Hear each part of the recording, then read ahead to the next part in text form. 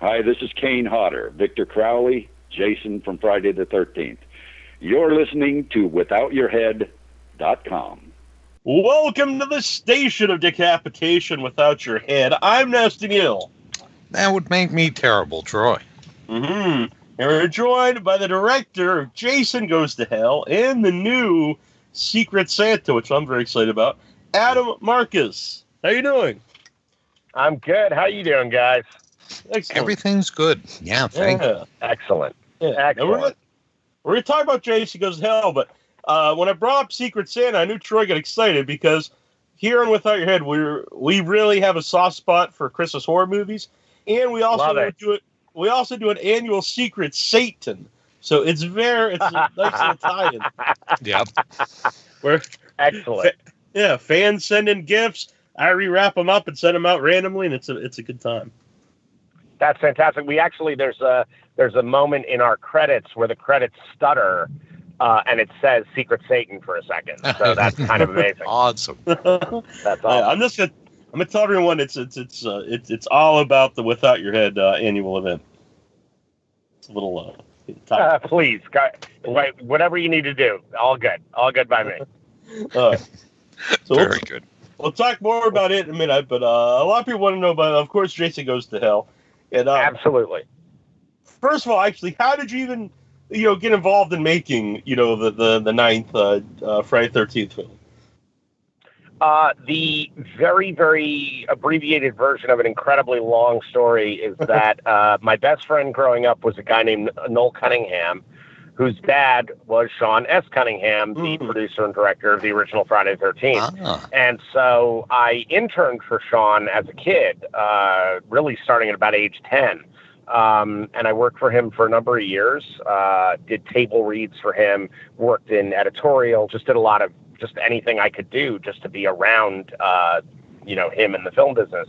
And my whole family were in the business. They were all actors and whatnot, but and one filmmaker, actually. You ever seen Don't Go in the House, the Joe Ellison picture? Oh, yeah. 1981? Yep. Yeah, that's my Uncle Ned. That's my Uncle Joe Ellison. That's awesome. So I'd made, my Uncle Ned Eisenberg is one of the leads of The Burning.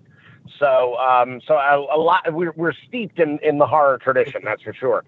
So started working for Sean very young, and by the time I was 15, Sean actually helped fund my first of 2 theatrical companies that I created in my teen years.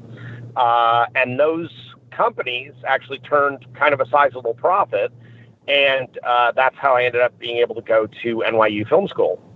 Wow. And while I was there, thanks. Yeah, while I was there, I won Best Picture for a kind of a John Hughes-ish romantic comedy, and I got 2 job offers. One was from David Lynch and Mark Frost on season 2 of Twin Peaks. Man. And the other offer was from Sean Cunningham, who said, quote unquote, "Come be my bitch for a year and I'll give you your shot." And being, 21, I was actually 20 when that offer was made. Being 20 and, just so full of stars in my eyes, I immediately was like, I'm going to LA and I'm going to go make a movie in a year. And so I moved to Los Angeles. And in the first 9 months of being there, first, I lived in my car for quite a bit of time, which was awesome. And I had grown up in Connecticut, New York, so I didn't have a driver's license. So I came to LA with no driver's license, which is insane. But I lived I lived in a car that I actually couldn't drive. So that was cool.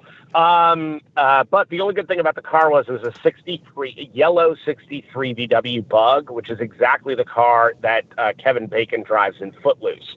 So I thought it was super cool, but I still couldn't drive the damn car. So anyway, I set up a movie with Sean that was originally titled Johnny Zombie, that my closest friend in college, a guy named Dean Laurie, had written. And that I had been workshopping with him for years. And I really wanted it to be my directorial debut. So Sean ended up setting up the picture at Disney.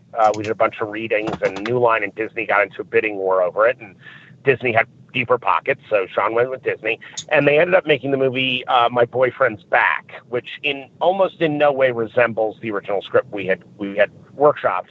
But I saw, Disney was going to do what Disney was going to do with it, and I said, I don't want to make that movie. I have no interest in that movie. So what movie are you going to give me to direct? And pretty much said it kind of like that. And he looked at me and said, you know what, Adam? You are the biggest nudge I've ever met. And that's a really big compliment from me. I was like, okay, great. What am I doing? And he said, look, if you can get the damn hockey mask out of the movie, Paramount is going to be relinquishing the rights back to New Line, over to New Line, for Friday the 13th. If you can get the mask out of the movie, I'll let you write and direct it. And 3 days later, I brought him a treatment for what would end up becoming Jason Goes to Hell. And by the time, when I was 23, I directed the film, and I was the youngest writer-director ever hired by a major studio. Wow, that's pretty awesome. So a couple things there. Why did he want the mask out of the film? Here's the thing, Sean, by the way, I know there's a YouTube video out there of Sean at a convention with a bunch of the guys playing Jason, including Kane, where somebody asks that question because I said it. And Sean says, by the way, guys, am I allowed to swear on your podcast? Yeah, you can say anything you like. Okay. Yeah. Oh, yeah. Oh, fucking love that. So, so Sean said on the YouTube video that it was a fucking lie, that I was a fucking liar. Uh-huh. And my response to that is quite simple. I was 21 when I had this conversation with Sean Cunningham. And he was, I think he was almost 50 at that point. So either I, a 21-year-old film school graduate, was telling Sean S. Cunningham, the creator of the Friday the 13th franchise, the House franchise. I mean, this guy is a big dude. He's the powerful producer. A 21-year-old either told him I was taking the damn hockey mask out of the movie, which makes him a eunuch, or he told me to take the hockey mask out of the movie, which makes him the liar. So I'll take either one. Either I am the most powerful 21-year-old ever to breathe air, or he's a liar. So he can choose whichever one he wants, either eunuch or liar. It's up to him. He took it out of the movie because Sean did not have a tremendous amount of respect for the Friday the 13th series. He has a tremendous amount of respect for the money that the Friday the 13th series makes him. Remember, he didn't create Hockey Mask Jason. Right. He didn't. He made a movie about a mom murdering counselors for not watching her son who died in a lake. The fact that, that went from a potato sack head in part 2, which, by the way, I think is terrifying. I love part 2. I love that movie. I agree with you. We were just talking about that. Yeah. So I think that's the scariest incarnation of Jason.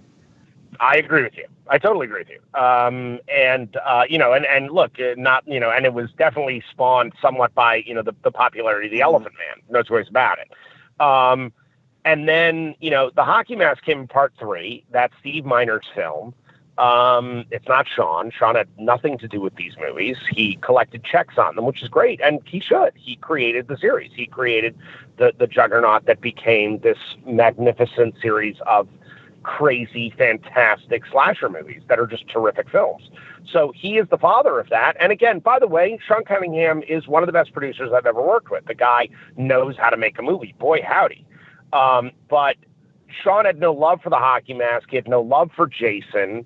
There are a lot of people in our industry that, while they're counting their money, laugh at, this is what the kids like. And I was one of those kids that likes these movies. So that's kind of where it came from. He just didn't have a love for that mask. I think he actually kind of disdained it a little bit. Because look, I'll tell you, even from my point of view, when I see my name in print, I'm Adam, Jason Goes to Hell, Marcus. So right. I get that, Sean made this, Sean made a lot of movies before Friday the 13th. And he made a lot of movies after Friday the 13th. And the only movie that Sean is associated with is Friday the 13th. And by the way, he's not even really associated with the film he directed. He's associated with A Hockey Mask, which he never directed. Right. Yeah. So I can totally see how that would be a little annoying, that your entire life is about this, this hockey masked, Mexican wrestler who chops up kids with a machete. I mean, that's his life. So I get where that comes from. For me, I actually, I find it as a source of pride. And even the fact that, my episode is one of the most debated of the franchise, I take that as a badge of honor. That doesn't upset me. It really doesn't. I think it's kind of awesome.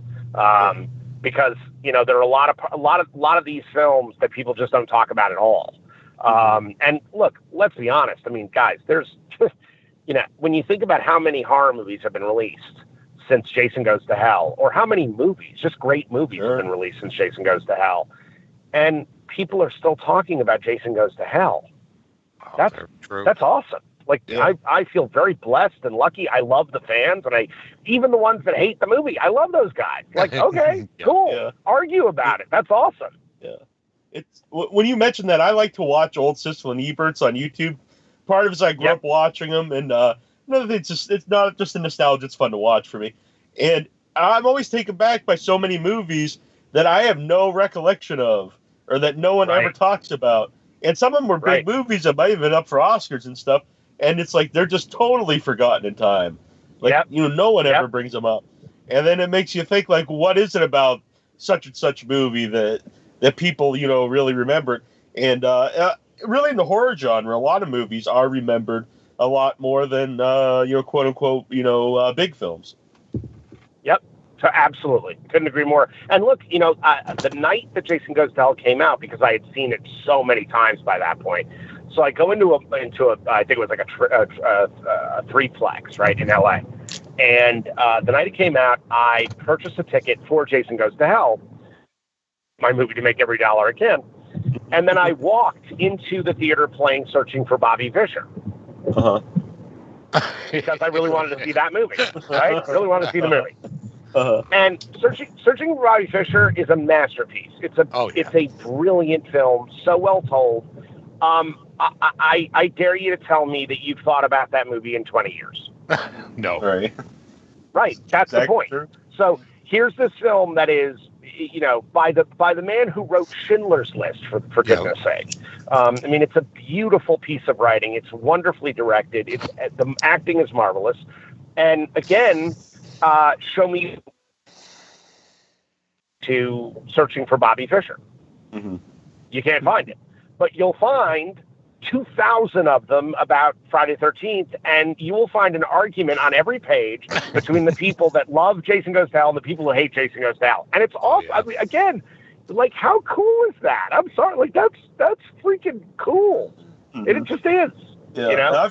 I've told a story to show. I still remember this day when I saw Jason Goes to Hell at the theater.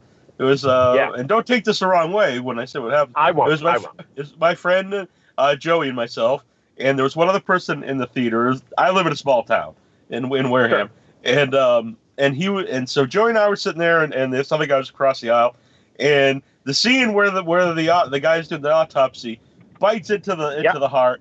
Joey and I just burst into laughter, and we're laughing the rest of the movie. And that guy was so pissed across the aisle from us, and he got up and stormed out at the end of the movie. He was mad that we were laughing. But we laughed because we were having a good time, Yeah. Yeah. And by the way, polarizing even then, Neil. Yes. Right. Yes. Look, when my favorite of all of the Friday the 13th is Part 6. It's always been my favorite. And the biggest reason it's my favorite is because it's the first movie of the franchise to really find a sense of humor. The movie, it takes itself seriously, but it's having fun at the same time. It's not going self-referential like Scream, but it has a really healthy, amazing sense of humor. And the fact that, look, Arnold Horshack gets killed in the first scene. Right there, that's announcing the movie that it is. So I love that film. And when I went to make Jason Goes to Hell, because I found that part 7 and part 8 had both become very, very kind of dark and serious, very serious. And my sense was, it's like, look, I definitely want to make a serious, dark movie without a doubt, but I also want it to be really funny. It's like at some point we do have to start laughing with this stuff. And what I love about my film is that I think, especially because all the self-referential stuff as far as the film business is concerned and the other franchises and other horror things that I grew up loving, which is why all that stuff's in there, I wanted the movie to have a sense of humor and to be playful. And so, like, I love when people go like, what the hell? Why the hell did you put that scene of shaving that guy? Why is Jason shaving? Why is this middle-aged naked dude in stirrups? And my response to it is because I knew you would ask me that question 25 years later. That's why it's in there. I mean, it's absurdist, it's ridiculous, it's crazy, it's over the top, and it is. And here's the thing. It put my audience more on edge than any kind of slashing or killing I could do. We had seen a ton of killing. That's easy. That's easy. How do I unnerve an audience in a way that's more clever that they're not seeing it coming? And no one saw that scene coming. When the moment that shot open, people were like, "What the fuck is this?" That's awesome. And I wanted it to be the most what the fuck movie of the franchise. I did. I think you succeed. I watched it again. I've seen it many times, but I actually haven't seen it a lot of times. So I'm watching it for the interview. And I just had that same feeling as I did when I watched it the first time in the theater. It's just so, awesome. It really is like batshit crazy. And it's, and it honestly made me laugh. I was watching it at home and I was laughing watching it. Just even the beginning when, they have the big SWAT team comes out and just blows away Jason. That whole scene's just fantastic, really. Like incoming, and they blow Jason up. I mean, and really, what else are you going to do to Jason at this point? It's just perfect. Yeah, you didn't see it coming, that's for sure. Right. And look, here's the thing about the opening of the film and where the movie, look, while I definitely wanted to have fun with the franchise and I definitely wanted to make a what the hell movie, the beginning of the movie is based on a very simple idea, which was we were all sitting around talking about Jason. And I said, okay, so this guy, ostensibly, in this series of movies, has killed well over 100 people in a very short period of time. I said, that's no longer a sheriff's department issue. That's a federal issue. Mm-hmm. He's a serial killer on a mass scale. So are we at some point going to actually acknowledge the fact that the feds would be brought in to deal with their Jason Voorhees problem? Uh-huh. And so the minute that I said that, everybody was like, wait a sec, that's kind of awesome. And that's when we started talking about the sting operation. And wouldn't it be great? And there was an amazing guy, a guy named Lou Abernathy, who was one of the co-writers and director of House 4. He's also in Titanic. He plays Bill Pullman's partner. He looks like Grizzly Adams. He's got this kind of wild beard. He's a good friend of James Cameron. Anyway, this guy did all the guns on our movie. He's an armorer. And he did all the guns on Jason Goes to Hell, but he also came in and talked with us about the film and talked to us about the opening of the film specifically. And it was kind of amazing because he was one of the people who was very instrumental in breaking open that opening. To really turn it. And by the way, I think he also wanted to get us to rent a lot of his guns, which we did. But he was helpful in, right. And he was helpful in structuring that. And nobody ever talks about Lewis. He's a really good guy. He was very helpful on the movie. He's a terrific dude. And so, that opening was born out of wanting to be as logical as we could possibly be with the film. Mm-hmm. Nope. Was your original concept for the movie that you showed, Sean? How similar was that to what we seen, the actual Jason Goes to Hell? The body jumping was there because again I was told to get rid of the mask. The original concept of the movie was actually about Jason's brother, Elias. So there's this thing where everybody talks about Elias being dad. It's not true. Dad was originally the brother, not the dad. Elias was a character that I created that was truly in the mix just so that I could get away from Jason and put the evil into. He ate the heart. He did eat the black heart. But the opening of the film was so dark and shocking originally, as it was first written, because you had this image of Crystal Lake, and you had a guy rowing out onto Crystal Lake early in the morning, right? And so you can barely see, you just see like a silhouette of a guy on the lake. And then you see him put a diving mask on and dive backwards off the back of this little boat that he's in, right? And he finds Jason's body, brings him up, puts him in the boat, rows back to shore, drags this body into a cabin where there's an entire operating theater that this guy has kind of constructed, but this really janky, awful looking operating theater, right? And he starts to perform surgery on Jason Voorhees. And and the body is just a husk of what of what a human being should be. But when he exposes the heart and goes to pull the heart out of the body, Jason's eyes open. And there's this death struggle between Jason and Elias, where Elias has got all these kind of hideous boils. He's just covered in these like pustules. And Jason, of course, is Jason. And so Elias is pulling Jason's heart from his chest, trying to yank it out, while Jason is crushing Elias's skull, but it's popping these pustules all over the place. There's all this pus and stuff flying. And they're in this death grip where Jason's trying to crush his brother's head while he's trying to rip his brother's heart out. And he ultimately pulls the heart out, and Jason's body falls dead on the table. And then Elias, who's bleeding and pussing and every other kind of thing, he eats the heart. And that's when he becomes the first incarnation of Jason Voorhees outside of the hockey mask body. So that was the original opening of the film. It was really dark. The movie was really brutal. The first version of it that I came to him with, which Sean loved. But New Line was like, well, we're a little darker than we want to go. So we had to kind of reconstruct some elements of it. But I have to say, the structure of the film was very similar from the first incarnation to the end. I will also say this: the lead character that John DeLeMay plays, Stephen Freeman, that was originally supposed to be Tommy Jarvis. Oh, okay.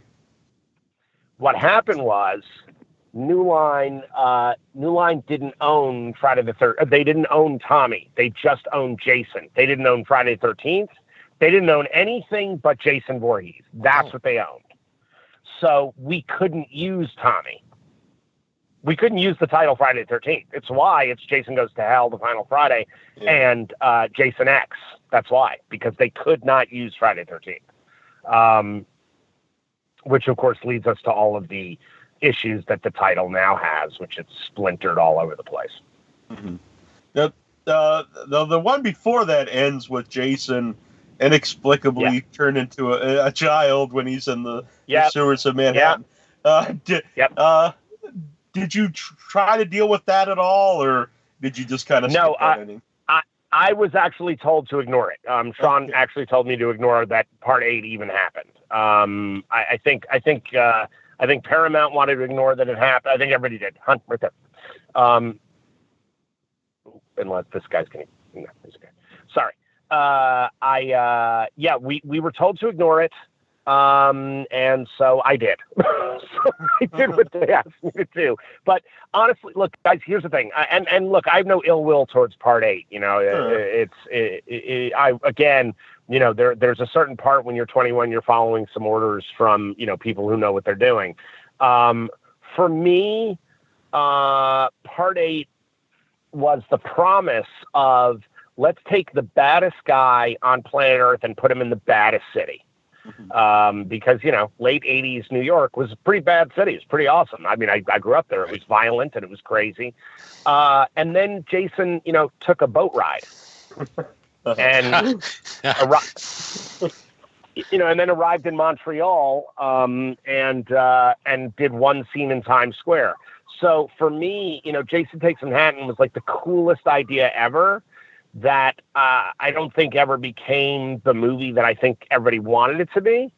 And so when they said, don't deal with part 8, I was a little relieved. And I was like, great, because I'd rather just stick with part 7 and the ending of part 7. That'll work. Yeah, it is a cool poster, so that's kind of where it came from. Yeah, Jason Takes Manhattan. It's a great poster, though. Yeah, it's a great poster, and by the way, it's the single best trailer of any Friday the 13th film. The trailer is amazing. Mm-hmm. It's amazing because it's Jason on the Jersey side looking at Manhattan, and the song "New York, New York" is playing behind him as you're closing in on him. And I mean, that's just badass. That's awesome. So. Again, I would love to see somebody actually make Jason in Manhattan. I would love to see that movie. Yeah, that'd be awesome. I've always thought about they do a lot of it's kind of cool now to do like the reboot stuff or like direct sequels to the first movie and they skip over everything. But I always think like why don't they remake like certain parts of a franchise or direct sequels to like different parts of like I want to see a direct sequel to like Halloween 6 because we never got a payoff to what was going on. Absolutely. I couldn't agree more. I think it's great. That's great. Yeah. That's great. Mm-hmm. Yeah, I agree. I was just about to ask about Kane Hodder. What was he like to work with, and what were his thoughts on Jason not really being part of the movie as much? Well, first things first, Kane is one of the most professional guys I've ever worked with. I love Kane. I adore him. And he was also the stunt coordinator for the entire film. And the movie had at least one stunt working every single day in production. So Kane was my right hand the whole movie. I mean, he was there and involved every single day. I think Kane, when he first read it, was a little pissed. However, he totally understood my concept. He got it. And, Kane Hodder got to be in the movie with his own face. And he got to tell his own Jason, he ain't nothing but a big old pussy, which is kind of awesome. So Kane got to actually appear in the movie. And he also played Freddy Krueger at the end of the movie.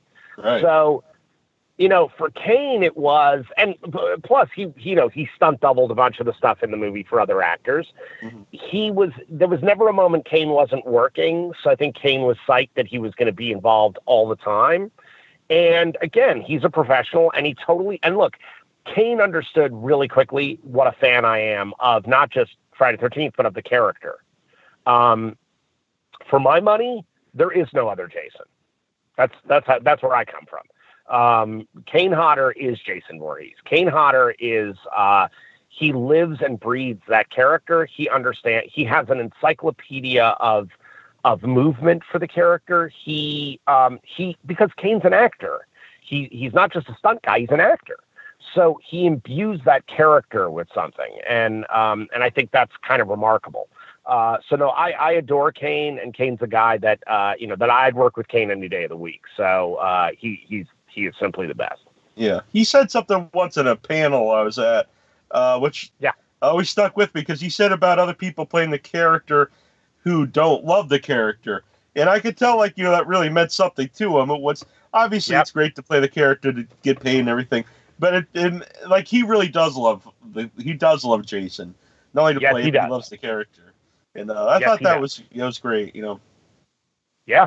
Yeah, and we would talk a lot about the psychology of the character. I mean, he didn't play him as a mindless zombie. He played him as somebody who was this sort of tortured soul, who was horribly abused and picked on as a child, and then lost the one person in his life who loved him, which is his mother, who sacrificed herself for him. So, it's a pretty deep piece of character work if you allow it to be, rather than just playing a monster.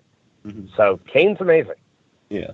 For him playing the other role as a security, how many people at the time knew that was him?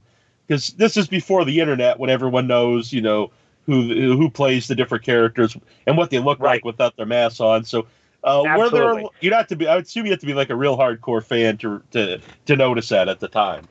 I will tell you this: every theater and every screening I was in at the time, we got a laugh from several people in the audience. That wasn't about the laugh about the line. There were people who recognized Kane in pretty much every screening that I went to. So he had already, because he had already done, part 7 and part 8. So he had done the festival circuit, and hardcore fans did know him. Anybody who read Fangoria knew what Kane looked like. And so we would get a laugh about the line because the line is funny. But people would respond the minute they saw Kane. So before the line, you would get this sort of like, oh my God, oh, yeah, that kind of stuff in the theater. So, Actually, we just mentioned there. Yeah, we just mentioned there about Fangoria. I didn't think too much about that, but in kind of reverse of what I said, I think the internet, I know Fangoria's back now and it's very expensive to subscribe to it, but I think the internet really hurt the magazines because, hell yeah, that kind of stuff. To what Kane Hodder looks like, there would be no other way to really find that out unless you found him somewhere. The magazines were much more important, I think, to the genre at the time. You bet. And look, please, God bless Fango for coming back. And I do love, I don't know if you've seen this, but I've always been a subscriber to Fango, so they sent me a letter when they were going to start up again. And the letter basically said, look, this is going to be a magazine only. You cannot find this online. There'll be no digital version of this. You have to turn off your phone and actually read a magazine. And I kind of went, you know what? This is like vinyl. Yeah, this is like perfect. People going back to vinyl. It's like, that's kind of badass. Like, good for them. And look, I read Rue Morgue cover to cover every month. I do.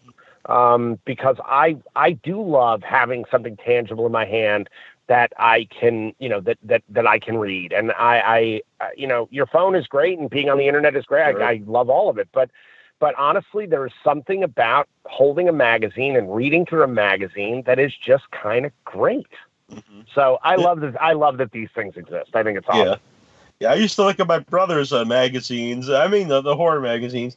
And and some of those images still stick with me. The kids outside the window in Salem's Lot, I always still find very terrifying because that was in that, and scenes from Martin always stick with me. I always remember from the magazines being very scary looking. Yeah, there's just something Famous totally. Monsters was always good for that stuff too. Yeah, that was more of, I think, a fun magazine. I think. Yeah, that's like true. a love of the other one was a little scarier, at least for me at the time. Yes, might have been my age. Yep. No, I found it scary too when I was a kid. Absolutely. Yeah. Which, by the way, I actually just watched Salem's Lot because I was sick, so I was watching all this stuff on Shudder. I was like, man, I haven't seen Salem's Lot for years, and it still totally holds up. I love them. Oh, it's a great film. It's a great film. Look, Toby Hooper, who my wife Deborah and I work with on Texas Chainsaw.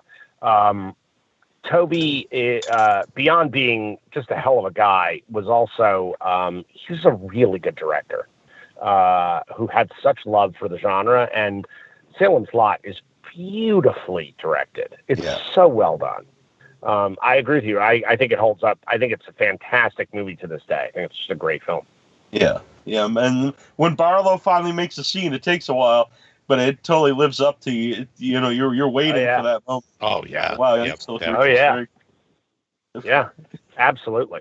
No, it's terrific. It's a great film. So I gotta ask Creighton Dixon.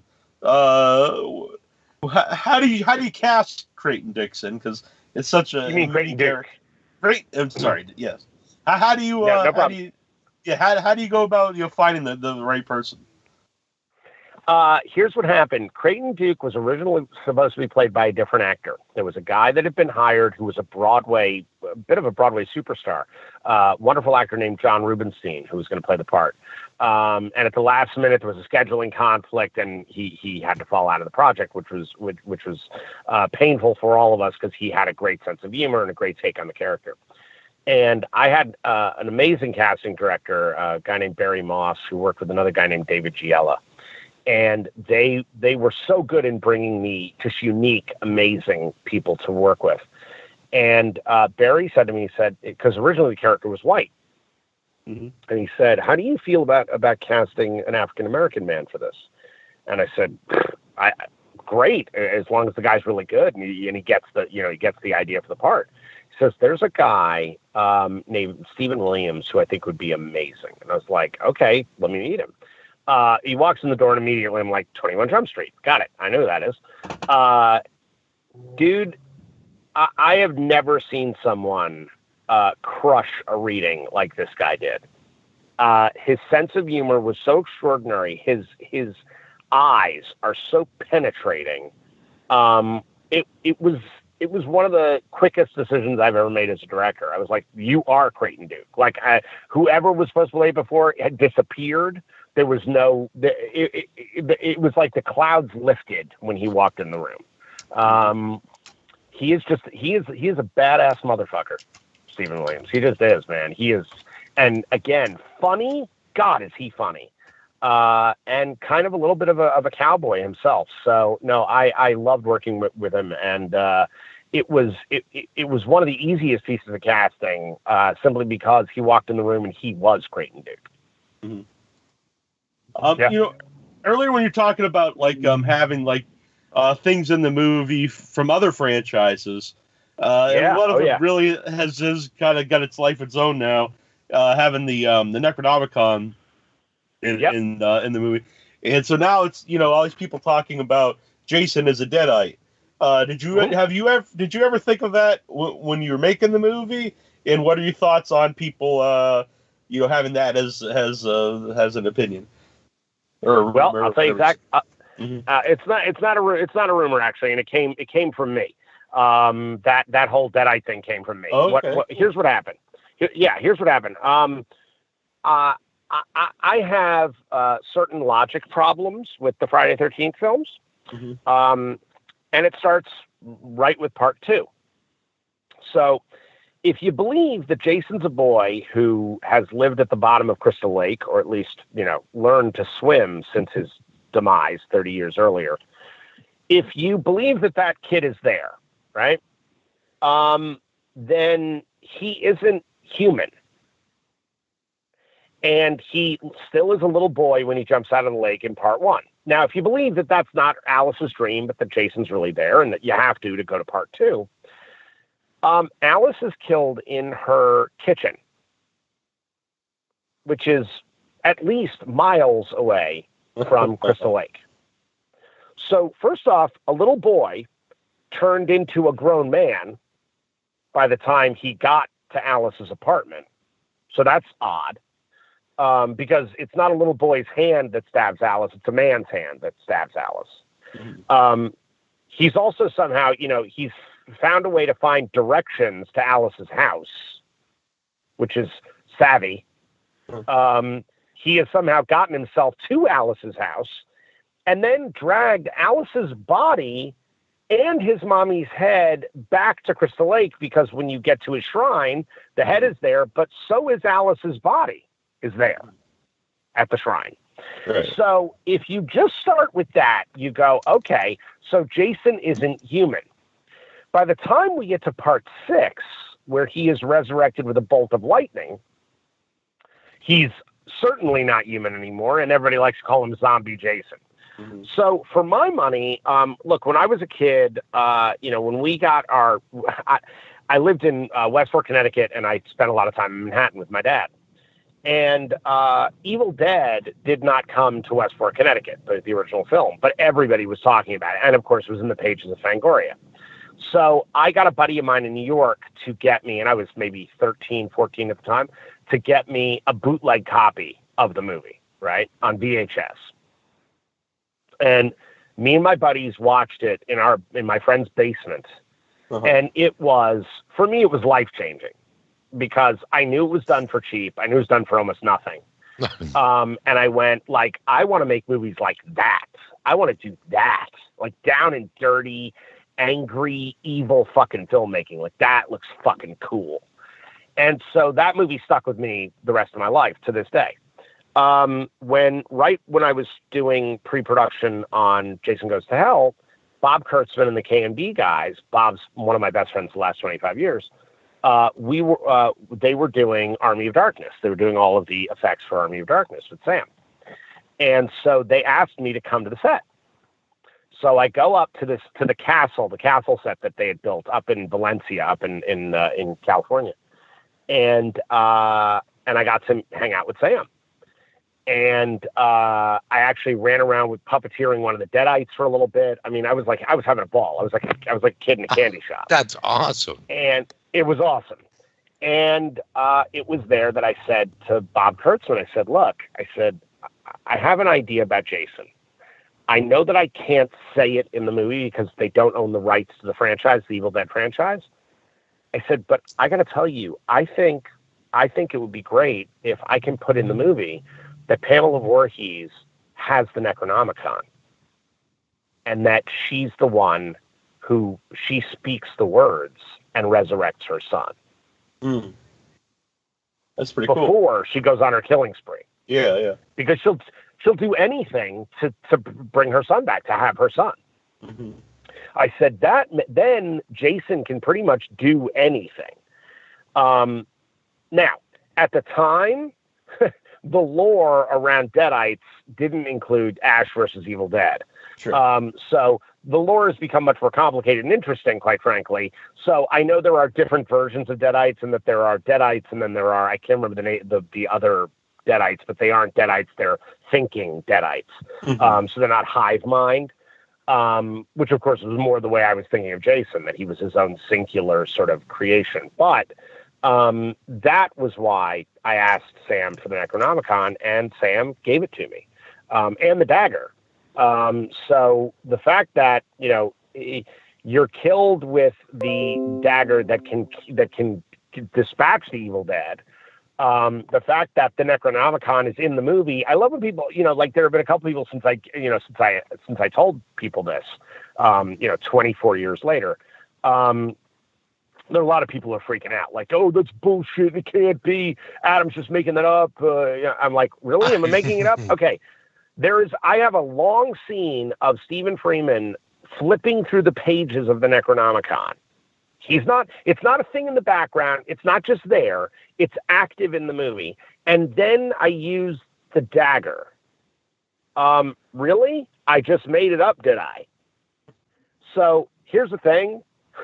If you ask me, The Evil Dead is canon in Friday the 13th. I was trying to stitch those two franchises together because for my money, I would love to see Ash versus Jason versus Freddy. I'd love to see that. Oh my God, yeah. Right. So that's what I was angling for. And look, by the way, the moment of the glove at the end of the film, that was not a studio note. That was my creation. My roommates and I were hanging out. My roommates were getting stoned to the bejesus. I don't drink or smoke, so I was watching them and laughing. And we were coming up with cool shit we could do in the movie. And since Dean wrote the script with me and Noel was one of the assistant editors on the film, that was the core group of sort of creative people that could actually talk about the movie and make stuff happen. And I said, wait a minute, doesn't New Line own Freddy outright? And they were like, yeah. I said, well, wouldn't it be fucking awesome if Freddy, they had just had Freddy's dad. So Freddy's in hell already. Wouldn't it be great if Freddy's the one who drags him into hell at the end? And my buddies were like, that's fucking badass. And immediately I got on the phone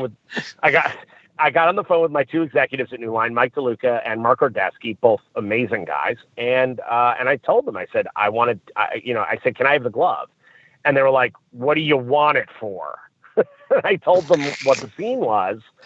And the next day, a guy came to our set with a locked box, with that glove in it. And he stayed there until we finished the scene. And then he went home with the glove. Wow. It was pretty amazing, actually. Yeah, it was pretty cool. That is the glove. That's pretty awesome. Oh, yeah. No, and it was a locked box. It was like there was no getting that glove could not be passed around. Nobody got to play with it. Right. Myself, Bob Kurtzman, and Kane Hodder, and that's it. The funny thing is, Sam Raimi gave me the Necronomicon literally in a Ziploc bag. He just handed it to me. Here you go. Yeah. He was thrilled. So again, I wanted the film for my money, and it's so funny because now it's become the way everything goes. You look at the Marvel universe and everything is somehow connected. I wanted back then, all of these characters that I adore. I wanted them all to live in the same universe. Like I was actually really kind of excited about that idea. And I was directing the movie, so I could actually do that. So that's what I was up to. I wanted to bring as much of the horror world into the world of Jason Goes to Hell to kind of go, well, now these things are linked.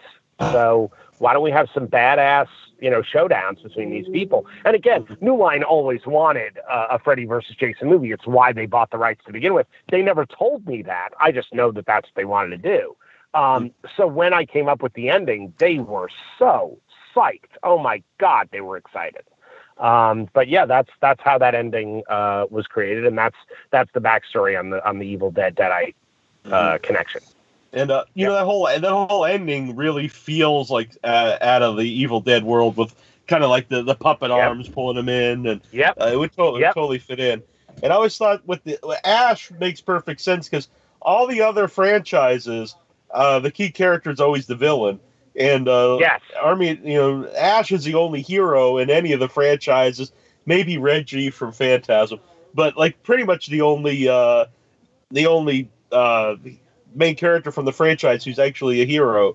So to have him in there would really make the movies work better. Absolutely, I couldn't agree more. And look, here's the thing: it's also what's important for me about Jason Goes to Hell, and why I think Part 6 works so well. I'm not a big fan of the villain being the only thing you give a crap about in these movies, and that's the problem with most genre films, especially sort of the serial killer trope. We end up caring much more about these monsters than we do about our heroes. And for my money, I think a hero is only as compelling as the villain. I think the same is in reverse. I think a villain is only as compelling as the hero. And so for me, it's why I spent so much time kind of character building in Jason Goes to Hell, because I wanted you to like the people before we slaughtered them. Mm-hmm. I want you to care. I want these to be real human beings, not cardboard cutouts, not, hey man, I'm horny, let's get high. Oh, who's that guy with the machete? Okay, we've done that. I wanted it to be something where we were like, look, these are real people with real world issues. I mean, these people are complaining about money. They're complaining about baby mama drama. They're complaining about things that human beings complain about. And then the horror happens. And to me, that's always scarier and I think more interesting, because then you give a shit when people go. So that was the intention, basically. Yeah. Yeah, I agree 100%. I get some questions here on Facebook.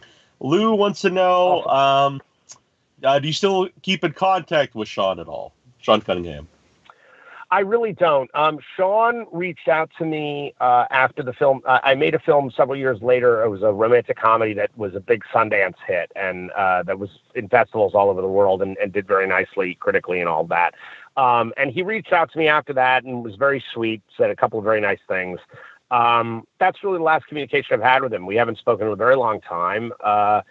And mostly because Sean has a narrative in his head that is his narrative, and that's totally cool. And I respect that. For me, he made things about money. It was always about money, and I'm not that guy. And so I don't really dig that.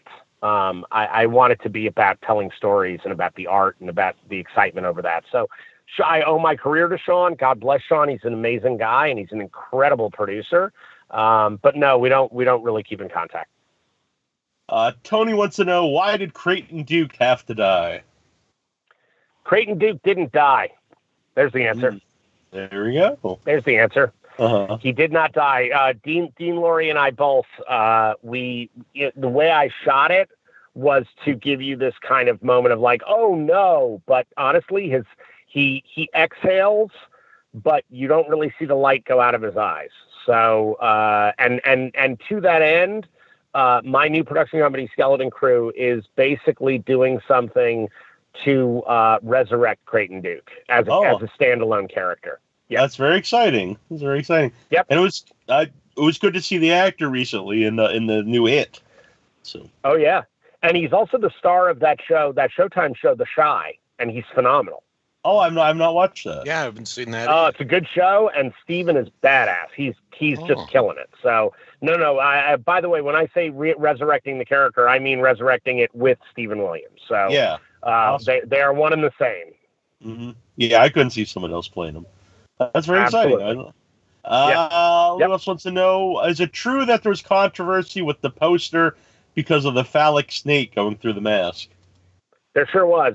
USA Today ran a story, actually, 3 days before the movie opened, where across mostly sort of the Midwest and into the South, the poster had been banned in many locations. And what they would do is they put this big black bar across the snake. So that no one could see that. I think. I know then everybody would want to know.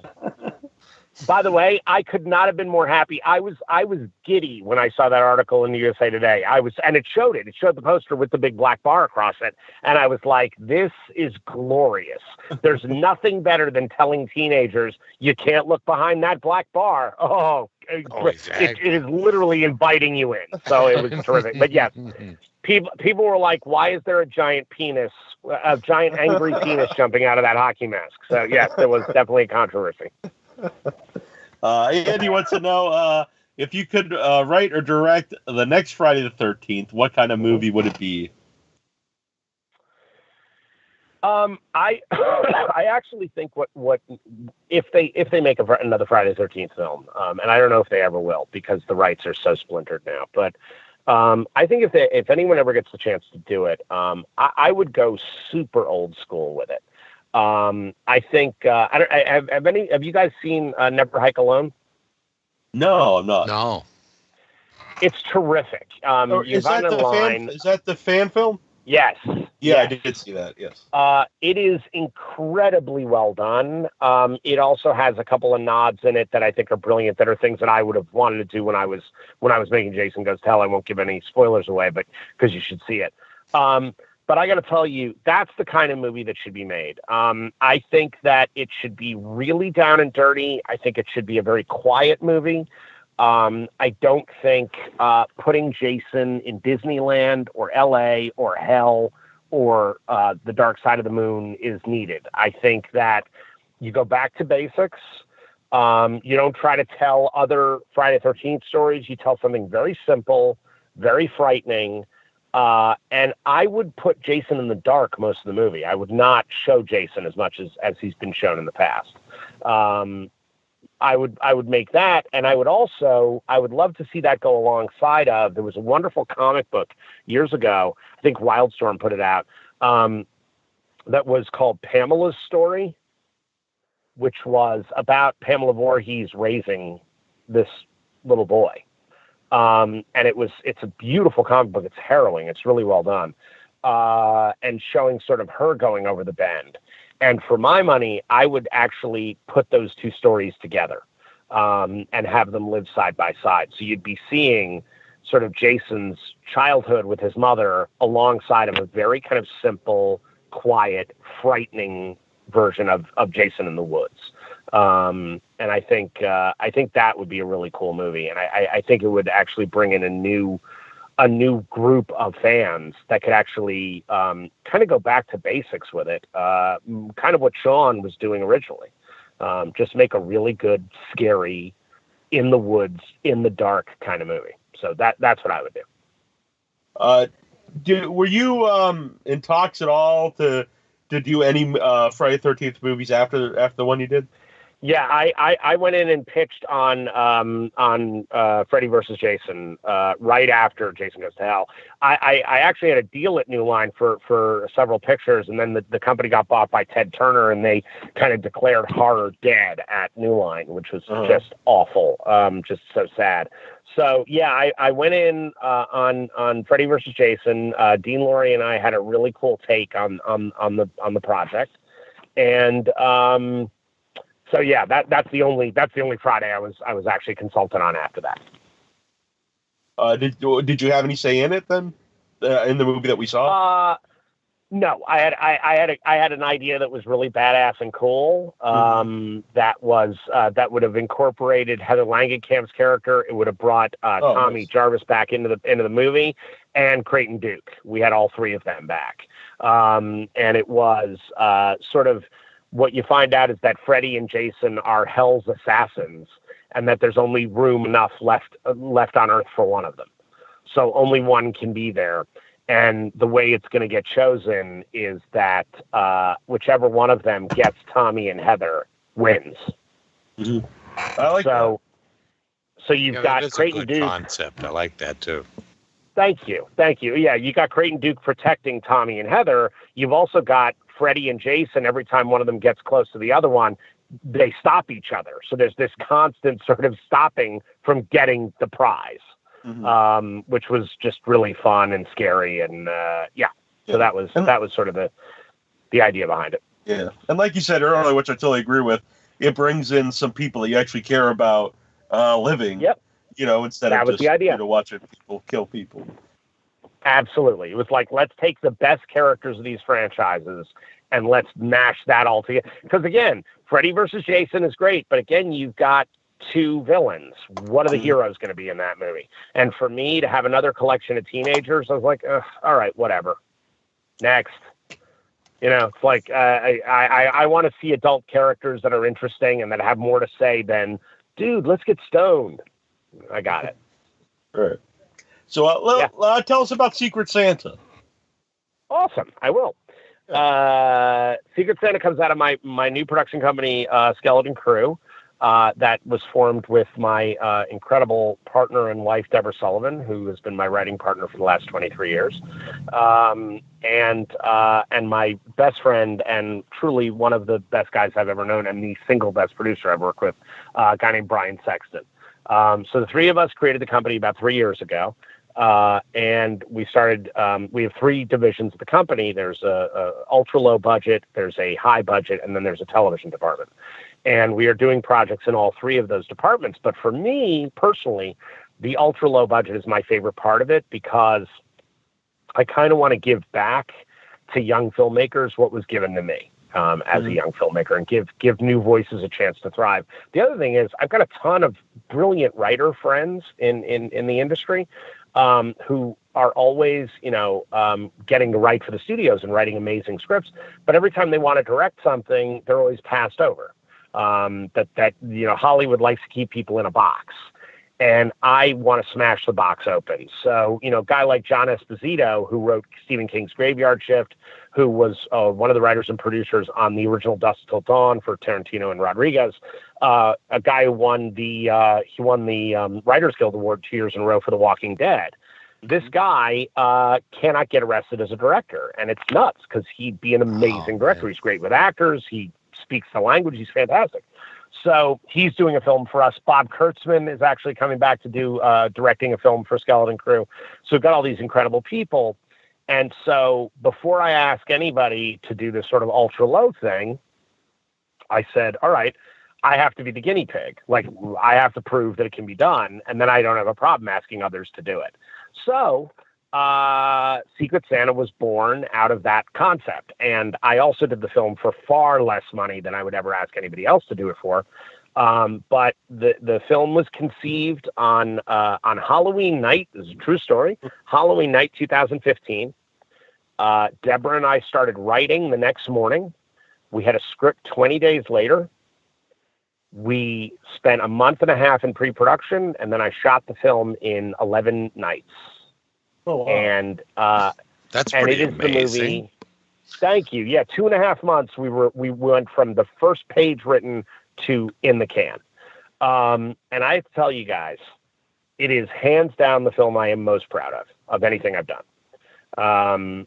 And what's really crazy is, the cast, it's 26 people, but the main cast is 13. And literally, there are 13 people in almost every scene.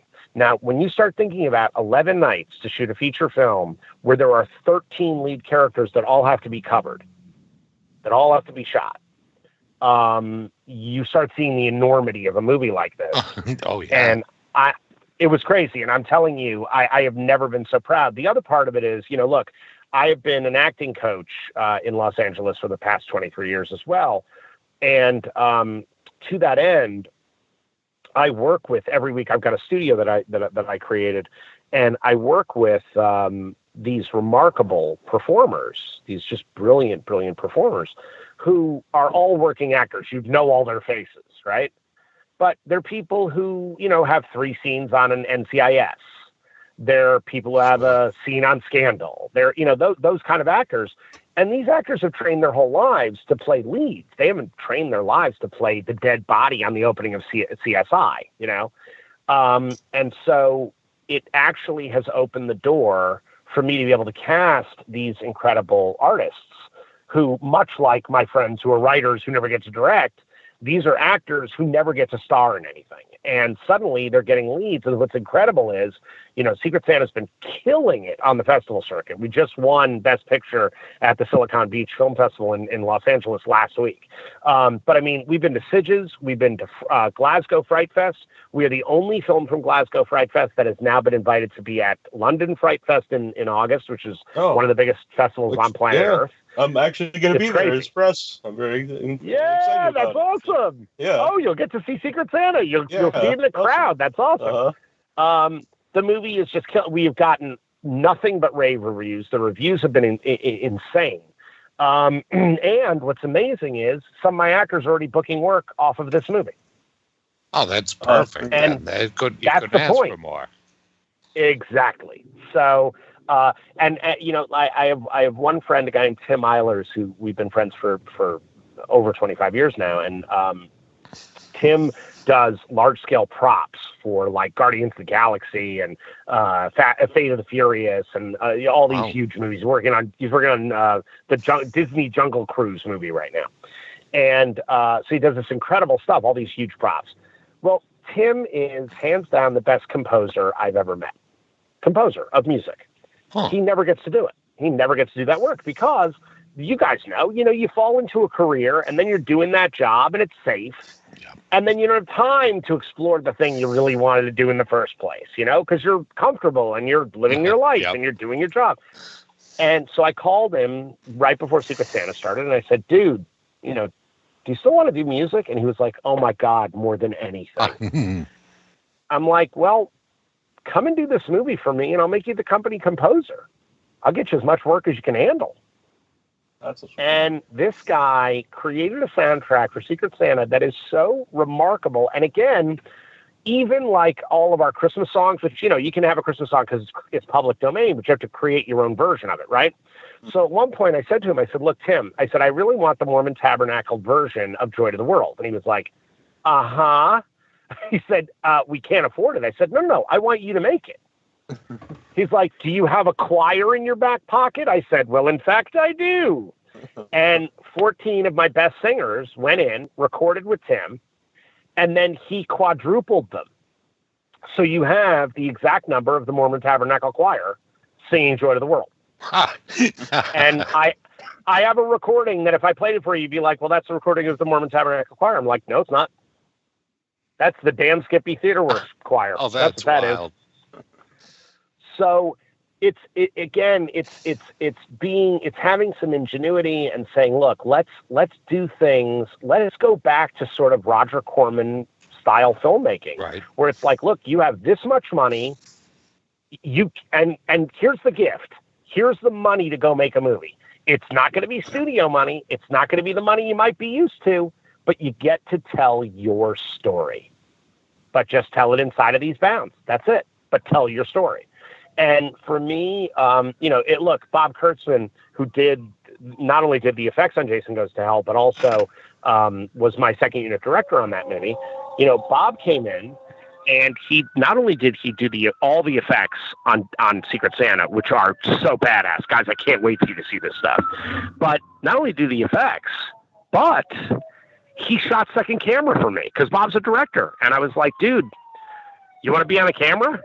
He was like, oh my God, are you actually going to let me shoot something? I was like, yeah, come on, let's do it. You're a filmmaker. You got a great eye. Let's do it. And so literally you have, you know, my cinematographer and Bob Kurtzman and myself all holding cameras on set and getting this movie made. And, you know, look, by the way, I had a 5-person crew on this movie. I had 5 people to crew the entire film. Wow. In 11 days. So that was a labor of love, I'm taking it. It really was, but I got to tell you, man, it felt like no labor at all because I was doing something that I love with people that I'm crazy about. It was like going camping. You know, it was like, this is the best. And it was funny because in the middle of production, Bob Kurtzman came to me. We were 6 days in, and we were shooting only nights.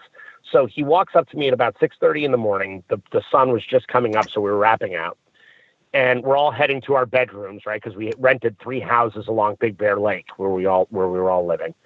Bob walks up to me and he goes, hey, Adam. I said, yeah, man. I just wanted to say thank you. And I was like, what? Dude, what are you kidding? Thank you. I'm just thrilled you're here. He goes, no, I don't mean that. He says, I just wanted to thank you for reminding me what real movie making is. Wow. And I'm telling you, man, I had tears in my eyes, and he said, this is the most fun and the best experience I've had in a decade. Wow. And this is a guy who's made 400 films. He's worked on 400 movies. And that's the way he feels about this, you know? So I got to tell you, when you let people have some skin in the game, when you let them feel like, you know what, this is your movie too. This isn't, I can't stand directors who walk around talking about my film. Screw that. No. Films are not auteur driven. That's nonsense. Films are made by a team of people that if you all believe in the same shared nightmare, the shared dream together, it can be the most extraordinary experience in the world, man. And it's worth more than money. It's life points. It's like, wow, we are actually making something that we love. That to me is the coolest thing in the world. And then if it can do well in the marketplace, that's a bonus. That's awesome. That's what you want. But I'm proud of this movie because every time I screen it for people, warts and all, it's mine. Like I go, that's a movie I wrote. That's a movie I directed. That's a movie that the best people I know helped me craft. That movie says something I want to say. And so that's Secret Santa, man. It is. By the way, it's a horror-comedy. It is a horror movie. It is a comedy. It is a really very black comedy, pitch black almost. But it's got a lot on its mind, and it's funny as hell, man. It's funny and gory. Wow, is it gory? Yeah. So that's definitely a movie from the guy who split the girl up the middle in the tent. I can't wait to see that movie. now. Yeah, like I said, thanks. We have a special place here without your head for Christmas horror movies. What is it about Christmas that spawns so many horror films?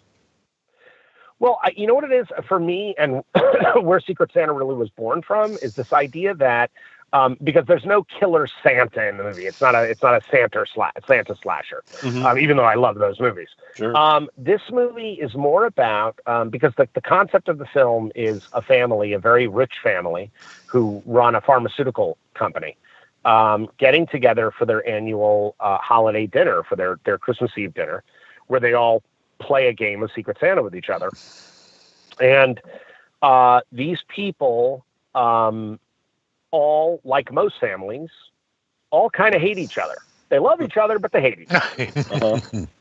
And at the holidays, you grin and you put up with your racist uncle, and you put up with your mother who never likes anything you've ever done, and you put up with the obnoxious brother that has a girlfriend who's way too hot for him, and you want to do her. And you put up with all that stuff, right? And what if, for some reason, everybody started saying what they wanted to say? And then suddenly everybody started doing what they wanted to do. And that's the movie. And here's the thing. I think the reason why audiences are connecting with it is because there is something universal about that. We go to these holiday gatherings and we're forced to love each other, when the truth is these are the people that drive us crazier than anybody. They're the ones who installed the buttons, so of course they know how to push them. You know? And so I think also it's so goddamn cheery. Christmas is so pretty and cheery that if you're a horror fan, you love seeing that get fucked up. You love seeing, like, you know, I mean, I've got people strangling each other with Christmas lights in this movie and trying to murder each other with ornaments. So, you know, I think there is joy in the idea of kind of giving Christmas the finger a little bit. In that sense that, oh, yeah, we're also in love with each other. No, we're not. Right. Fingering Christmas, that could be another title for a movie. So when you said it's been doing really well at the festivals, what's that experience like to watch your movie with an audience? The first time it's terrifying. The first time it's the worst feeling you could ever have. It's awful. I can imagine that. If it goes well the first time, every screening after that just becomes more and more fun and awesome and exactly what you want it to be. So, the first time I watched this movie was in Spain, by the way. I had to first see this movie in Sitges, which is the first festival it got into, which is, you know, royalty. I mean, it was like, you know, we were right after Guillermo del Toro, for God's sakes. Wow. And the movie was playing in English with Spanish subtitles, and the audience loved it. I mean, loved it. So I was like, okay, if this movie can play in Spanish, I think we got something. So for me, I always sit in the back of the audience. I watch the audience. I don't watch the movie. I watch the audience. I learned that actually from Brian De Palma. Brian De Palma was the guy who taught me that. And I got to tell you, man, there's nothing I love. Look, it's why I make horror movies and why I make comedies. Those are my two favorite kinds of films, because they're audience movies. They're all about an audience reacting and getting excited, watching something together. It's about having this collective dream. And so for me, when I see people giggle or when I see people scream, I'm never happier than those two things. Like a good audience laugh or a good audience scream, that's my heroin. So after, I don't know if it's too early to answer this, but after the festival circuit, like, do you know yet where people will be able to see it? I can't say specifically. I can tell you we are closing a couple of our distribution deals now. So it will be out for Christmas time this year. I think it's actually, we're trying to get it out before Thanksgiving because it really works for Thanksgiving as well. So we're trying to get it out before then. And I think everybody's going to get a chance to see it really soon. It is going to be playing at Fright Fest London. That's the next scheduled screening. But there are a bunch of festivals that have asked us for the movie. We've already been to about a dozen festivals. So now we're going to be heading to a few more. And then it'll be available late this year. So yeah. Very cool. And I'll let you guys know as it's happening. Awesome. I'm very excited. Yeah. And where can you follow Secret Santa? We keep wanting to say Secret Santa. Where can you follow Secret Santa? You can follow Secret Santa at secretsantathemovie.com. There's a official site for the film.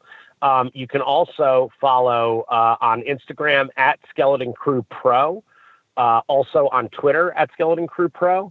And you can find me at Adam Marcus 13 on both Instagram and Twitter. And also, look, the Facebook page for Secret Santa, which is just Secret Santa. You can follow that on Facebook, and Skeleton Crew on Facebook. So, we're easily found. And I'm, of course, Adam Marcus on Facebook as well. So, we've got all the handles out there to check us out. I love that you guys put up the trailer. Thank you for that. That's awesome. Oh, you're welcome. I'll put it up on the website too.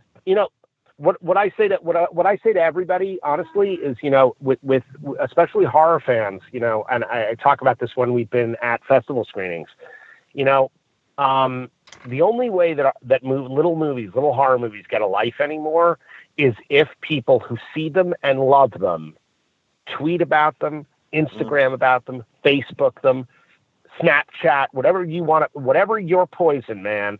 And I tell everybody, look, go to the Secret Santa the movie website, steal artwork, take artwork off our site. It's there for you to take. Take artwork off my page, pull my stuff off Instagram, do whatever you like, but talk about the movie. Tell people, I love this film. This is a cool little movie. Go check out. If you love Christmas horror, if you love to laugh, people need to get behind horror movies, horror fans. Otherwise, all we're going to have is Blumhouse. All we're going to have is studio horror. We won't have any kind of nitty gritty, cool little movies, filling up our lives with frights. And that's what horror movie fans want. And the only way that happens is if people talk it up. Yeah. It's obviously I love talking to people on the show and stuff, and we get a lot of screeners for the show. And honestly, a lot of them are just, you wonder why, not to be mean, but you wonder why they're made.